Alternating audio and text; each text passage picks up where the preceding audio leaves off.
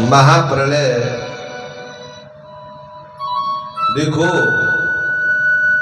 पहले यहां ये बात समझने की है कि ये जो सारी सृष्टि है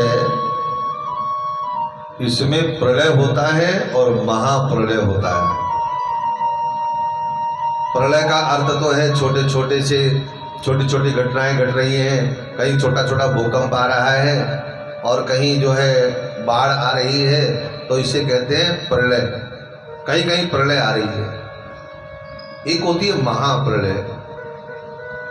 महाप्रलय 4 युग बीत जाने के बाद ये सारी सृष्टि डूब जाती है। फिर भगवान आते हैं।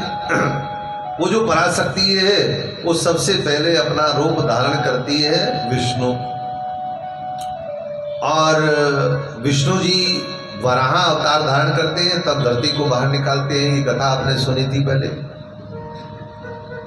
और उनकी नाभि से ब्रह्मा जी होते हैं। ब्रह्मा जी सारी दुनिया का सृष्टि का जो है वो पालन करते हैं, बनाते हैं, और विष्णु जी पालन करते हैं, शंकर जी श्रृंगार करते हैं। यहां तक आप लोग जानते हो। जब महाप्रलय हो जाता है, कुछ नहीं रहता, तो वो जगदम्बा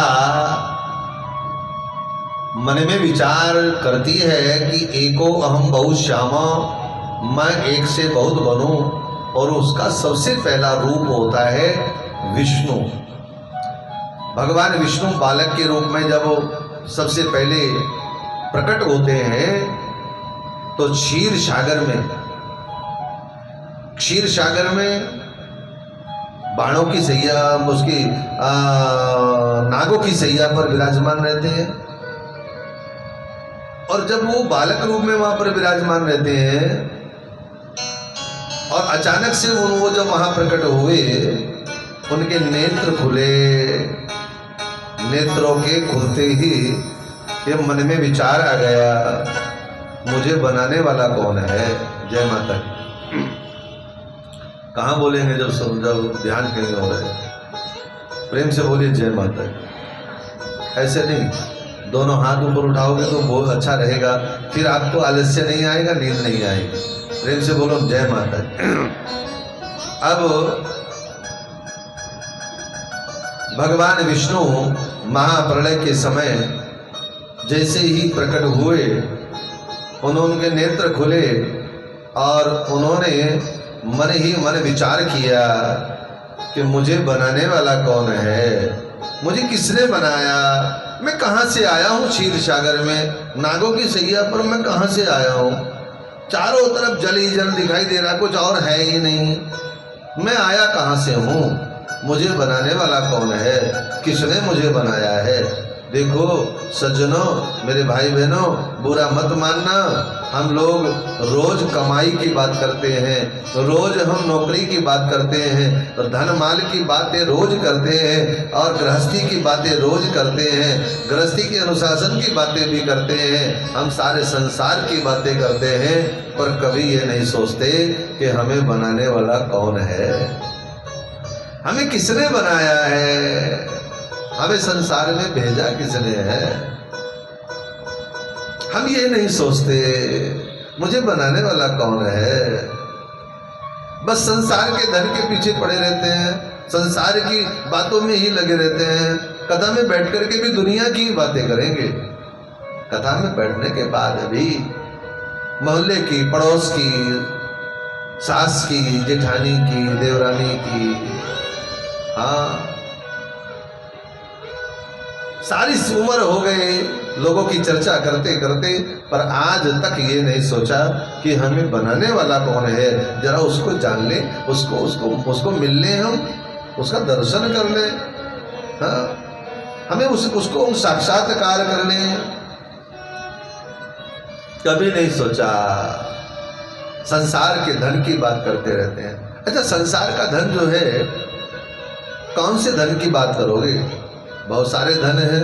कहा है गोधन, गज धन, बाज धन, गोधन गज धन बाज धन, गोधन गज धन बाज धन। वो इसको और रतन धन खान। अच्छा, कितने प्रकार के धन है? गाय भी तो धन है, गज माने हाथी भी धन है, गोधन, बोलो गोधन, गज धन, बाज धन, घोड़े भी हाथी धन है। अच्छा, ये हाथी भी धन है, पुत्र भी धन है, घर भी, मकान है, प्रॉपर्टी वो भी धन है, सब धन है।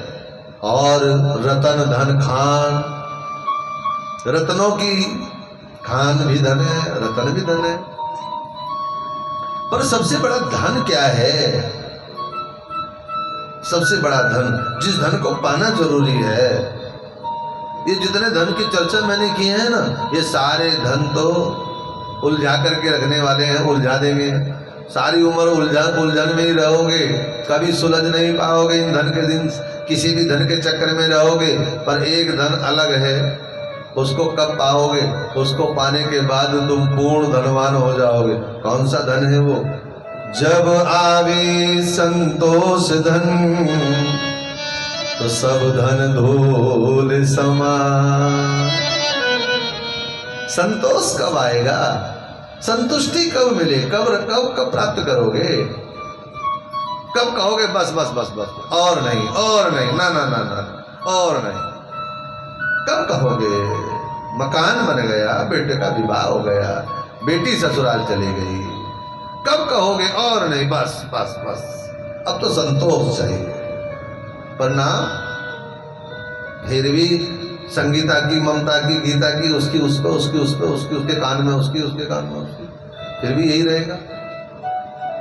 संतोष कब आएगा? देखा उसने मुझे कम प्रसाद दिया था, वरना मेरी तरफ देख रहा था, मुझे थोड़ा सा प्रसाद दिया, औरों को ज्यादा दे रहा। कब संतोष आएगा? देखा, मैं तो पीछे बैठा हूं और अपने आप आगे बैठे हैं। अच्छा देखो, यही तो टेंशन, हर आदमी टेंशन में जी रहा है ना? तो सबसे पीछे वाला इसलिए टेंशन में, मैं आगे क्यों नहीं बैठा, और आगे वाला इसलिए टेंशन में है कि मैं मंच पर क्यों नहीं बैठा। सब टेंशन में है, सब मतलब संसार के तनाव में रहते हैं कि साहब बस कभी इससे छुटकारा नहीं पा सकते। ऐसे इन सारे धन के चक्कर में, वह सारे संसार के वैभव, झूठी वाहवाही में ही हम लोग उलझे रहते हैं। मेरे प्यारे भाई बहनों, संतोष धन कब आएगा?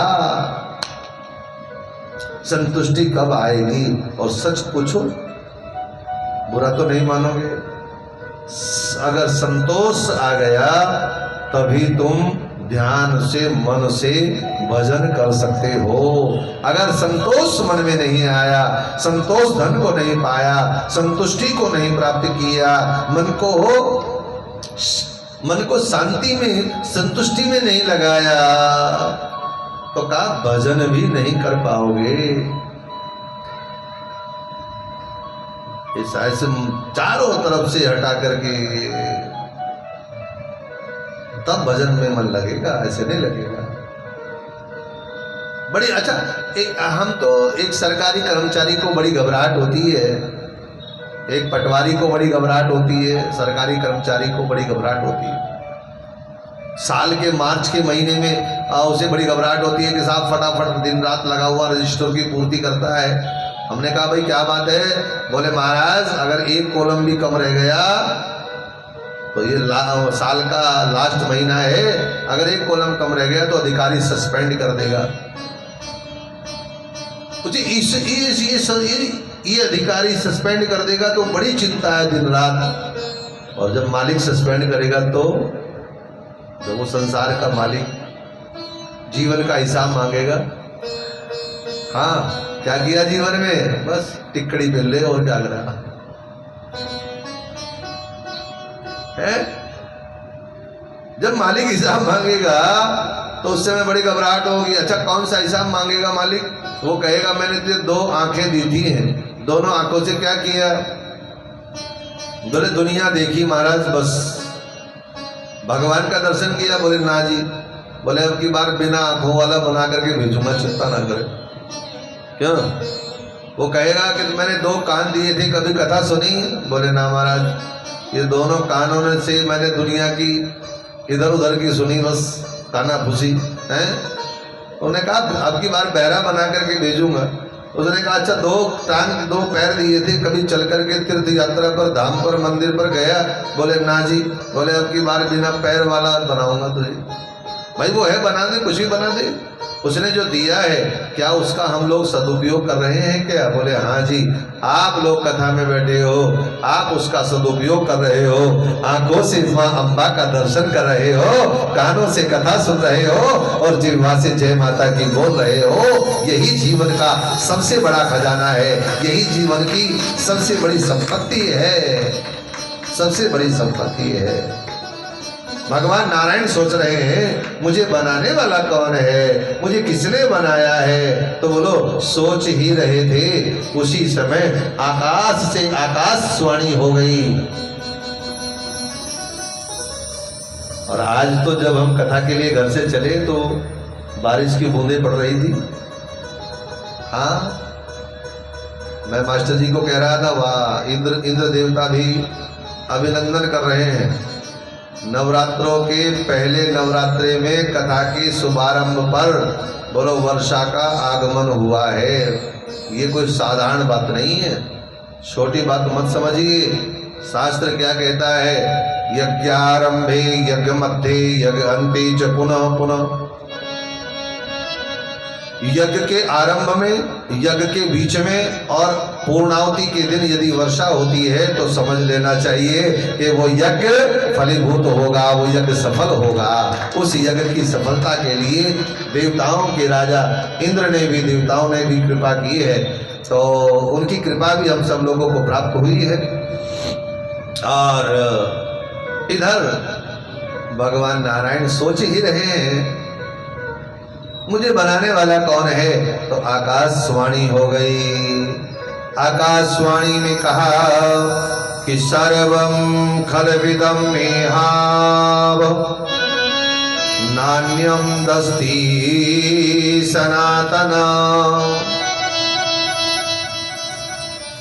सर्वं खलविदं मेवाहं नान्यदस्ति सनातन।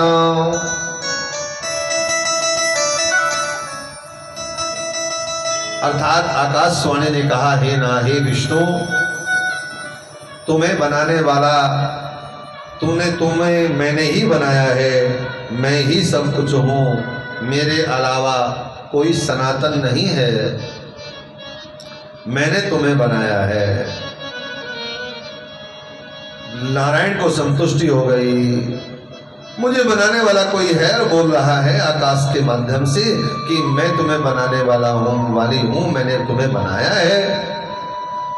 देखो एक बात यहां समझने की है गंभीरता से कि अगर हम अपने मन में दृढ़ संकल्प लेकर के चले हैं कि हमें भगवती का दर्शन करना है तो परा अम्बा का दर्शन करने का कोई ना कोई रास्ता जरूर निकल जाएगा। हम जा रहे हैं तीर्थ पर, धाम पर, हमारी सोच क्या है, हमारे विचार क्या है? अगर मन में ये सोच है, दर्शन की आशा लगी है, माँ तेरा दर्शन हो जाए, तेरा दीदार हो जाए, तो निश्चित कोई ना कोई रास्ते में ऐसा कोई सदगुरु, कोई महान पुरुष मिल जाएगा जो हमें उस महामाया का साक्षात्कार करा देगा। अर्थात वो रास्ता खुद ही मार्ग निकल जाता है। नारायण मन में विचार कर रहे हैं, ये बोल तो रहा है कि मैंने तुम्हें बनाया है, पर ये है कौन? ये है कौन? पुरुष है या स्त्री है? ये बोल कौन रहा है? ये आवाज किसकी आ रही है? ये स्त्री है, बच्चा है, बड़ा है, बूढ़ा है या पुरुष है? कौन है? नारायण मन में विचार कर रहे हैं, है कौन? मैं कैसे इसका प्राप्त, कैसे इसका कैसे जानूं कि ये कौन है? और हमारे विष्णु उस श्लोक का चिंतन करते हुए ही जो है करते रहे। और देखते ही देखते उनके सामने शंख चक्र धारण करके चतुर्भुजा माँ अम्बा जगदम्बा प्रकट हो गई। भाव से बोलिए जगदम्बा मैया की। माँ अम्बा का प्राकट्य हो गया चतुर्भुज स्वरूप में। भगवान विष्णु सोच ही रहे थे कि मैं कैसे जानूं कि कौन है, ये स्त्री है या पुरुष है। और एक आकाश मार्ग से एक गोला आया, एक प्रकाश का गोला आया और आकर के आदरणीय मास्टर जी ध्यान दें कथा में। तो आकाश मार्ग से गोला, एक प्रकाश का एक गेंद, एक बोल प्रकाश जिसमें तरह तरह का प्रकाश झलक रहा है, वो आया और लहराता हुआ भगवान नारायण के सामने प्रकट हुआ। उस प्रकाश पुंज से अंग प्रकट हुए। उस प्रकाश पुंज से माँ अम्बा के सबसे पहले चरणों का दर्शन हुआ।